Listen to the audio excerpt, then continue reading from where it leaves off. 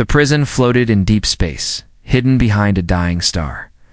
It was old, cold, and forgotten, like the woman locked inside it. Queen Vela sat in her cell, staring at the wall. Her silver skin had lost its shine. Her crown was gone. Her people were scattered. Once, she ruled 5 galaxies. Now, she had nothing but chains on her wrists and a sharp mind that never stopped thinking. Footsteps echoed through the hallway. Not the slow, tired walk of guards. These were confident steps, heavy boots, walking like they owned the place. Then the door opened. He walked in with a smirk. Human, tall, brown jacket, lazy eyes, and a gun on his hip. His name was Rook. A mercenary who worked for credits, not causes. "Is this her?" he asked. His voice was casual, like he wasn't standing in front of a living legend. "That depends," Vela said. "Are you here to kill me or save me?" He shrugged. "Haven't decided yet," she smiled. "Then I hope you're better at thinking than dressing." Rook chuckled and walked closer. "You're supposed to be a queen, but you look more like a tired teacher." "And you look like a lost delivery boy," she replied. A small laugh passed between them, the cold kind. The kind 2 dangerous people share before someone dies. Then she said it. The line that changed everything. "Restore." "My throne," she said, leaning forward, eyes glowing, "and the snuva between my legs is all yours." Rook blinked. "What?" She leaned back again, laughing. "Relax, mercenary. It's just a joke. A little queen humor." But she wasn't laughing anymore. He tilted his head. "What's a snuva?" "Nothing you need to worry about," she said. Her smile thinned now, but the AI in his ear spoke. "Warning, forbidden term detected. Snuva Class 7 biological text signature confirmed. Activation risk level. Critical." Rook froze. "Wait, that was real?" Before she could answer, the prison shook. A low rumble followed, and the lights flickered red. Attack detected. The wall exploded behind them. Rook grabbed Vela by the arm. "No need to shout," she said calmly. Walking through smoke like it was routine, they ran through broken halls as alarms screamed. Drones fell from above, burnt wires hanging like vines. A large blast door blocked their way, but Rook used a device on his wrist to melt the lock. They reached the hangar bay. His ship was waiting, small, ugly, fast. He pushed her inside and jumped into the pilot's seat. "Strap in, Queen, we're not dying today." The ship launched just as enemy fighters came into view. Black, silent, and fast. They weren't from any known faction. They fired lasers, but Rook's ship zigzagged through debris, flying wild and sharp like a wasp on fire. Inside, Vela sat quietly. No panic, no fear, just watching him fly. "You're good," she said. "You're lucky I'm cheap," he replied. Once they broke through the prison's shield, space turned calm. No more chasing, no more guns, just stars and silence. For a moment, then Rook turned to her. "What the hell is a snuva?" he asked. Vela looked out the window. Her voice was soft, almost sad. "You think I was joking? But you heard the AI. Snuva isn't a joke. It's a key. A weapon. A curse." "In your body?" he asked. She nodded. "Fused to my DNA, locked behind blood, bone, and pain. My enemies tried to remove it. They failed. That's why they left me alive, hoping it would die with me. Why offer it to me? Because I need someone who doesn't belong to anyone. No empire, no mission, just chaos. Just like me." Rook leaned back. "What happens if I restore? Your throne?" Vela looked at him now, directly, her voice colder than space. "Then you get the snuva, and everything that comes with it. Power, enemies, and the choice to burn worlds or save them." He didn't speak for a while. We just stared at the stars. Finally, he said, "This better not be one of those jobs where I die at the end." Vela smiled. "That depends. How good are you at staying alive?" And somewhere, in a dark corner of the universe, something ancient woke up. Something that had been waiting for the snuva to return. Asterisk, the ship smelled like rust, oil, and danger. Rook had slept in worse places. Floating garbage barges, pirate wrecks, even inside a dead asteroid once. But this was something new, because now it wasn't just flying with a prisoner, he was flying with a queen, and worse. One with a weapon in her body that every species wanted, dead or alive. She sat behind him, calm and quiet. No panic, no questions. Just watching the stars like they were old friends who had betrayed her. Rook tapped his control panel. AI scan our tail. For ships following. Stealth mode. Not registered in any known database. He muttered ghosts again. Vela leaned forward. They're not ghosts. They're collectors. Rook glanced over his shoulder. Never heard of them.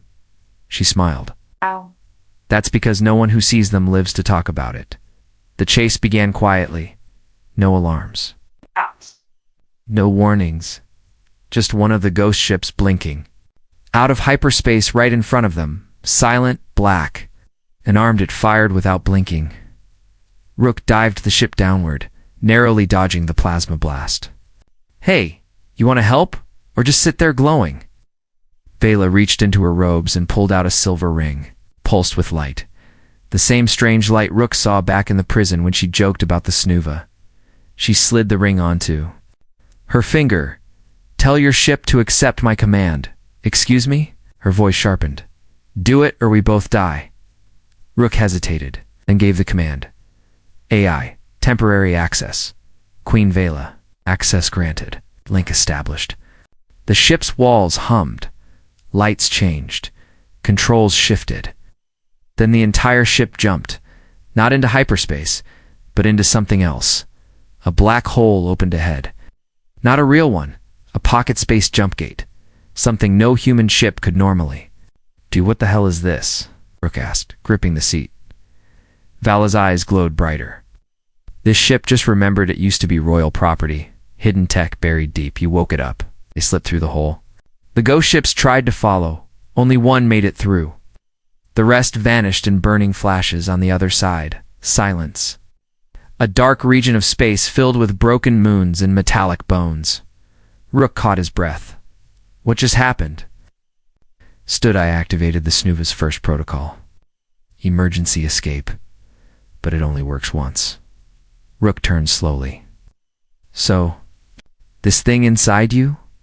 It can control ships? It's not just ships, she said, walking past him. It can control weapons, planets, armies, if the system still listens. Most of it is lost now. Some of it is alive. The rest is sleeping, waiting for someone with my blood to wake it. They landed on a hidden moon to cool the engines. The surface was dead and gray. As Rook worked outside, checking for damage, Vela stared at her own hand. The ring had faded. Her skin looked burned around it. She whispered to herself, too. Early, ... I'm not ready. Inside the ship, the AI blinked to life. Warning, snuva sync detected. Host vital levels unstable. DNA degradation, 3%. Rook came back inside and looked at her. You okay? She looked up, hiding her pain. I've survived worse. He dropped into his seat. Start talking. No more jokes. No more games. What is the snuva really?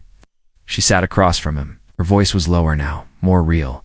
A long time ago, my people created a device that could control the flow of matter and energy. The snuva. It wasn't just a tool. It was a throne, a weapon, and a curse. Only one bloodline could command it. Mine, Rook asked. So why'd they lock you up instead of using it? Because I used it to destroy a star? The words fell like stones between them. You destroyed a star? She nodded. One star, to stop a war that would have killed billions. I had no choice. But they never forgave me, and now they're afraid I'll do it again. Suddenly, the AI buzzed. New transmission intercepted. Source, unknown. Message, the snuva is active.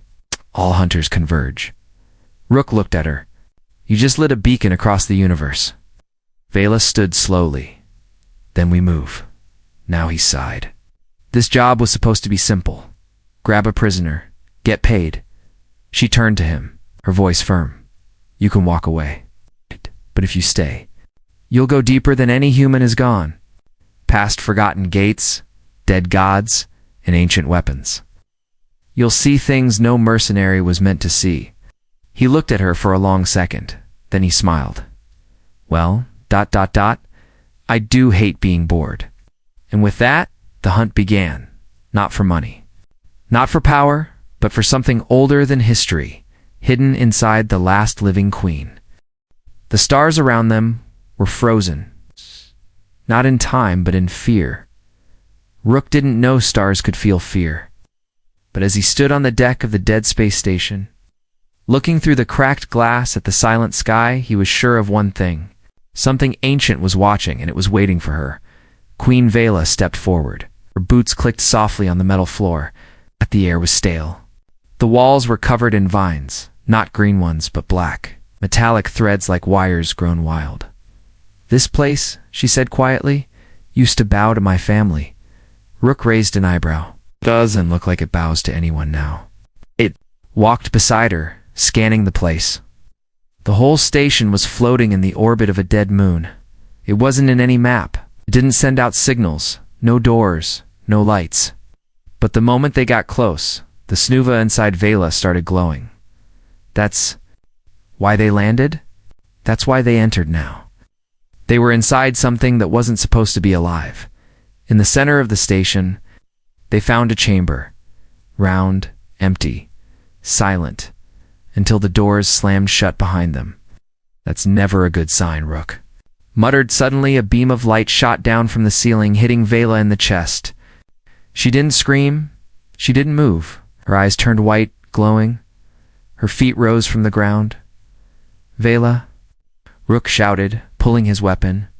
Before he could move, the floor lit up with ancient symbols. The ship AI buzzed in his ear. Snuva. Protocol detected. Activation sequence in progress. Danger level, absolute. Rook aimed at the light, but the moment his finger touched the trigger, his gun melted in his hand, not burned, not destroyed. It turned into sand. Then it happened.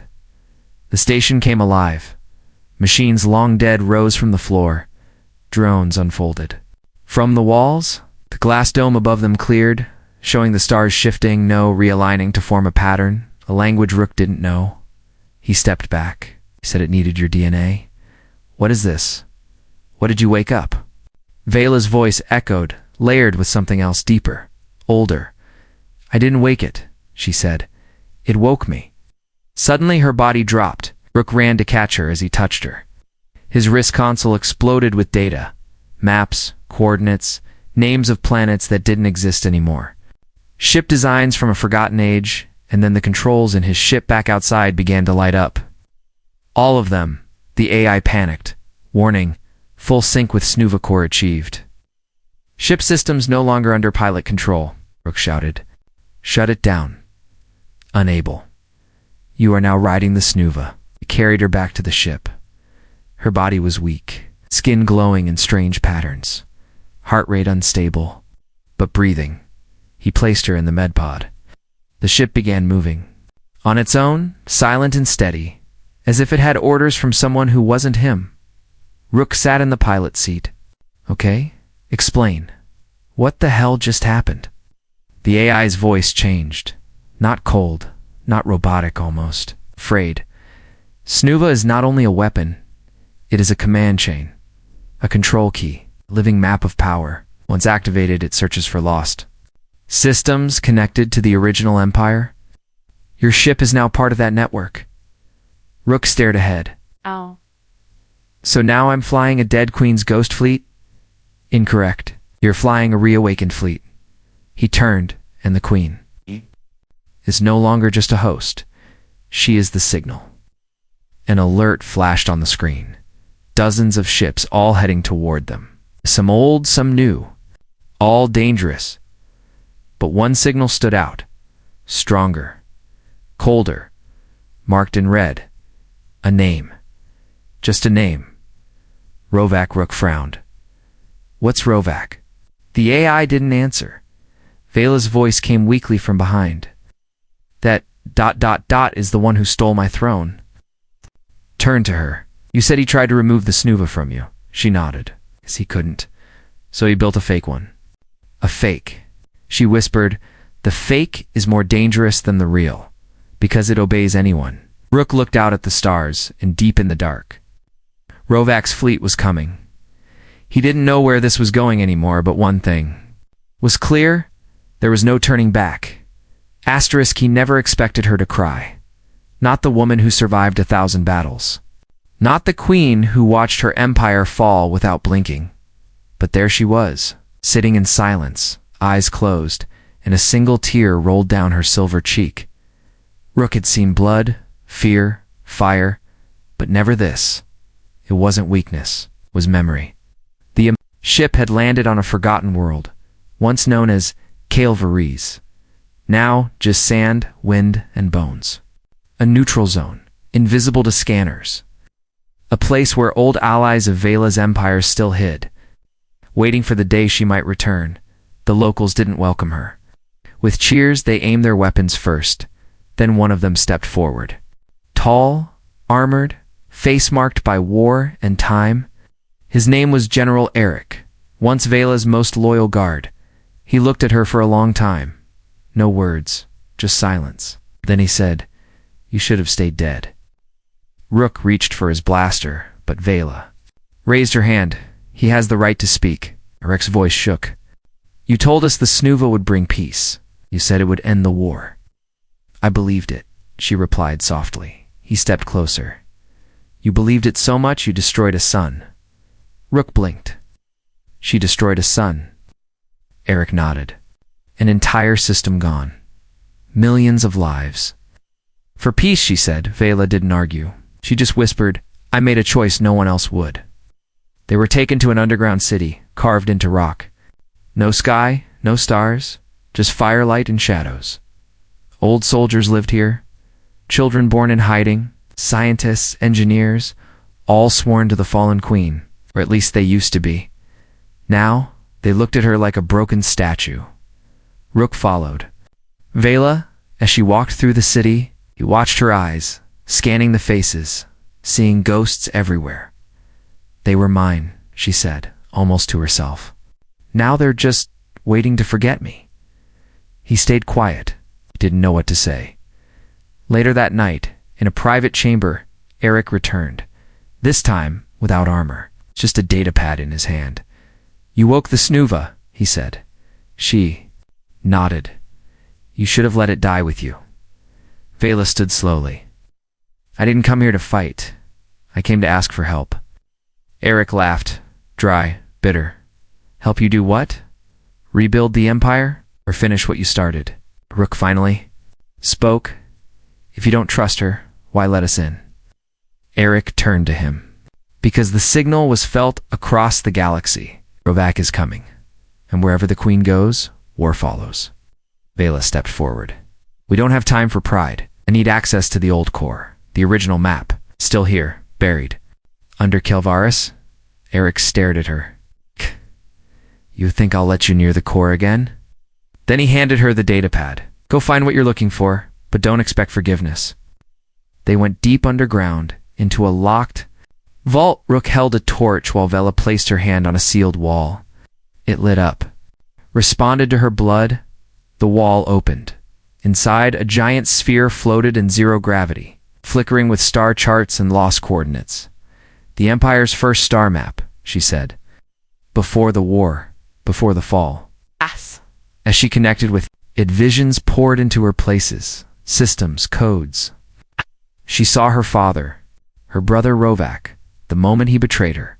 The moment he cut the Snuva from her body and tried to copy it, but the copy failed. It was unstable. It obeyed anyone. It had no soul. And Rovak had used it to conquer 7 systems. Her hands trembled. Rook stepped closer. "You okay?" She nodded. "We have what we need." But as they walked back to the surface, something felt off. The streets were empty. No soldiers, no engineers, just smoke. Rook raised his gun. "This is bad." Then came the sound. Slow, heavy footsteps. Eric appeared. From the shadows. But his eyes weren't his anymore. Behind him, more figures. Silent, controlled.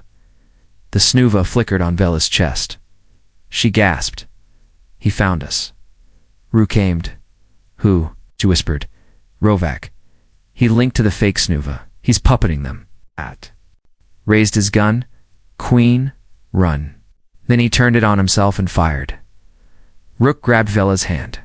Move. They ran as the underground city began to fall apart. Explosions lit the tunnels. The old map burned behind them. They barely made it to the ship. As the engines roared and the sky opened above, Rook looked back one last time. The city that welcomed them now buried in fire. He turned to Vela. Tell me one thing. She looked at him, tired, broken. What? Would you do it again? Destroy a star? To save the rest? She didn't answer right away then. She said, I already did. And I'm still trying to forgive myself. The ship vanished into the sky behind them. Betrayal. Ahead of them, war, and inside her, the Snuva pulsed like a heartbeat that refused to die. The stars here were dead. Not dying dead, burnt black. Cracked open. Cold and silent, like the ashes of forgotten gods. Rook had never seen a galaxy like this. No planets, no moons, no signals.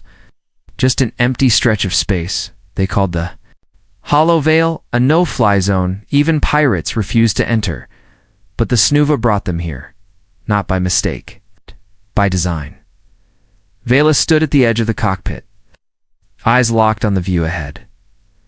I thought this place was destroyed, she said. Long ago? Before memory? The ship AI responded in a lower voice than usual, as if whispering. Coordinates align with the lost Erasus cluster. Warning. No life detected. No signals. Or no safe exits. Rook leaned on the console. So, we're inside a dead galaxy. Vela nodded. Dead, yes, but not empty.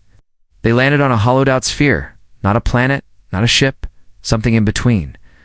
It looked ancient, made of black stone and bone-colored metal. No lights. No doors. Still, the Snuva pulsed inside Vela's chest, guiding them forward. Rook scanned the surface. I'm not seeing any entrance. She pointed there. He looked again. Nothing, just solid wall. But when she stepped forward, the wall dissolved into dust. Inside was silence, and a single corridor made of glass, filled with floating lights shaped like tears as they walked. Their own reflections twisted beside them, not matching their movements, not showing their faces. Rook gripped his weapon tighter. Okay, this is starting to feel cursed. Vela stopped in front of a round platform surrounded by a ring of pillars. Each pillar hummed like it was breathing. Then she said the words. Not in English. Not in her own tongue. Something older. The room changed. Light shot up. The floor glowed. Symbols rose from the ground, hovering in the air like burning leaves. Rook tried to step back. But something pulled him forward. The Snuva connected. A spike of pain shot through his head. He fell to his knees. Images poured into his mind, not dreams, not memories. Messages. Whispers from a race long gone. Machines speaking in voices that didn't use sound. He heard a phrase over and over. The echo protocol has failed. Second Snuva detected. Voice command not recognized. Rejection imminent. Then one final message. To the one who touches the queen, we see you. Rook gasped and opened his eyes. He was lying on the platform, his nose bleeding. Vela stood above him, wide-eyed. What? Did you do? She asked. I didn't do anything, he said. I just touched the edge of the console. Her voice dropped. Then you triggered the echo core. What's that? She stared at him. Dead network. One that belonged to the Eurasians, the race that first created the Snuva. They were erased. By their own machines. Rook sat up. Wait. Those weren't memories. That was them. Speaking through the tech. Vela nodded slowly. They're not alive. But their message was stored inside stone, code, and light. Waiting for someone. Not like me. He frowned. Why me? She whispered. Because the Snuva changed you. It recognized your touch. It opened the echo core. Something it never did for anyone else? Rook stood. Shaken. So now what? She turned toward the pillars. Like one of them began to crack. Light spilled out. Inside, floating above the pedestal, was a metal orb covered in sharp carvings. It spun slowly. That, she said, is the original failsafe? For what? She didn't answer, because the ship AI broke in, voice shaking. Alert. Long-range signal received. All frequencies jammed. Incoming fleet detected. Code tag Rovac. Rook cursed. How? We're inside a dead zone, the AI replied. Correction. We were inside a dead zone, until you lit the signal. Vela reached for the orb. Wait, Rook said. You don't even know what that thing is. She looked back at him. No, she said. But I know what Rovac will do if he gets it first. The moment her fingers touched it, the entire structure began to shift. Walls pulled apart. Flooded in, far above, piercing through space, a shadow began to descend. A ship larger than any Rook had seen. Black, angular, screaming silently into their minds. Rovac had arrived, and the galaxy that had once died just took its first breath again. Asterisk, the stars bowed first, then the wind on the broken planet changed direction, as if even the atmosphere remembered her. Queen Vela stepped onto the cracked steps of the palace that once ruled galaxies. The stone was black, scorched from old wars, but it still held her name in silver lines across the pillars. She didn't speak. She didn't need to. The throne waited for her at the top. It wasn't just a chair. It was alive, tall, ancient, covered in cables, crystals, and veins of glowing light. It pulsed with the rhythm of the snuva, like it had been holding its breath for centuries and now was ready to breathe again. Rook stood behind her, silent. He didn't understand the symbols on the walls. He didn't recognize the names, burned into the floor, but he understood one thing. This place had been waiting for her. She turned to him once. If I sit, there's no going back. He didn't know what to say, so she smiled, tired but proud. Good, because I was never good at turning back. Then she sat. The moment her body touched the throne, the entire palace woke up. Wires shot from the ground, wrapping around her arms, her spine, her chest. The snuva glowed brighter than ever before, but then she screamed. Not from fear, from pain. Rook ran forward. The throne pushed him back with a wave of energy. Lights exploded from the pillars. The roof cracked open, showing the sky above, and every ship in orbit turned their guns away from each other, rotating toward her. Recognizing the signal, bowing to the source. Vela's voice echoed through the air, layered with thousands of other voices. I reclaim. Command. Rook stepped closer, struggling against the force. What's happening to you? She looked down at him. Her veins were glowing gold, her eyes pure white. The throne feeds on me, she said, her voice cracking. It takes blood, energy, time, everything. Then get out of it. I can't. Not until it finishes reconnecting the snuva to the starchain. The what? She raised a shaking hand, pointing to the sky. The old communication web, every planet. Every defense system. If I stop now, it all collapses again. Forever. Rook paced. There's got to be another way. You're dying. She looked at him with sad eyes. I was always going to die. This just makes it worth something. Above, in orbit, Rovac's fleet began to arrive. But now, their systems jammed. The throne had taken control of the signal. Inside their ships, crew members collapsed. Fake Snuva inside Rovac's command ship short-circuited. Still, he stood tall. He screamed into the void. She has no strength left. Her body is breaking. Fire on the throne. And the first wave of energy blasts struck. The palace shook. Rook fell. Dust rained from the ceiling, but the throne held. Vela lifted her hand, and the blast froze mid-air. Turned to ash. She wasn't just commanding machines now. She was the machine. The palace floor shifted, revealing a second platform beneath the throne, a sphere glowing like a newborn sun. Rook crawled forward. What's that? Her voice was fading now. The core. If I finish the merge, it becomes permanent. And if you don't, she smiled faintly, and everything goes dark again. The roof split open fully. Rovak's flagship descended, breaking the sky with its teeth. Then came the final choice. Rook's AI buzzed in his ear. Snuva link. Detected secondary user, Rook. Override possible. Transfer power. Cancel throne merge. He froze, canceled the merge, and she lives. But the Empire stays dead. The tech, the order, the signal. Lost again. Complete the merge, and she dies. But the galaxy reconnects. The stars obey once more. Vela looked at him, barely holding on. You can stop it, she whispered.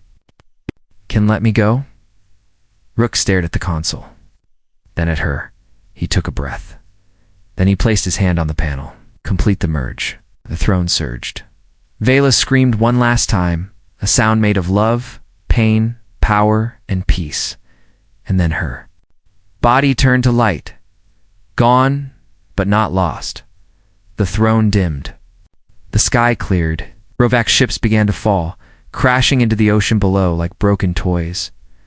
Rook stepped up the final stair. The seat was empty now. He didn't sit, just stood there. Behind him, a signal pulsed out across the stars. Systems, long dead, flickered back to life. Stations reawakened. Defenses reset. And one voice whispered through every machine across the galaxy. The Queen has returned, and her command lives on. The throne no longer pulsed. It breathed. Each time the light rose through its veins, it echoed her heartbeat, or what used to be her heartbeat. Queen Vela was gone. Yet everywhere Rook looked, she remained in the throne's rhythm, the stars blinking in sequence above the ruined palace. In the systems that were waking up after centuries of silence, and most of all, in him.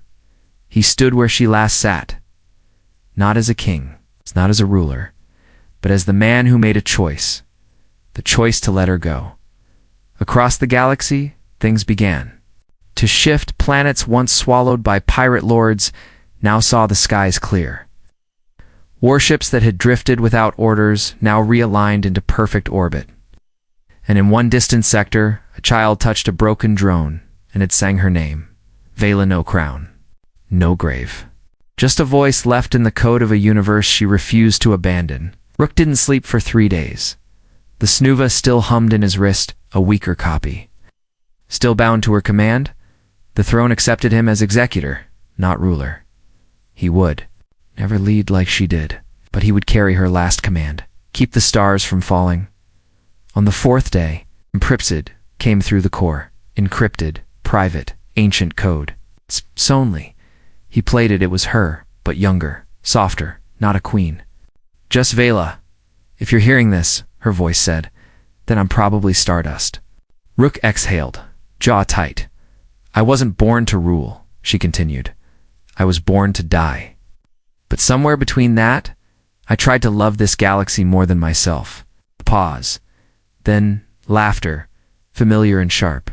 And if this is Rook listening, I suppose I should apologize for the whole Snuva between my legs joke.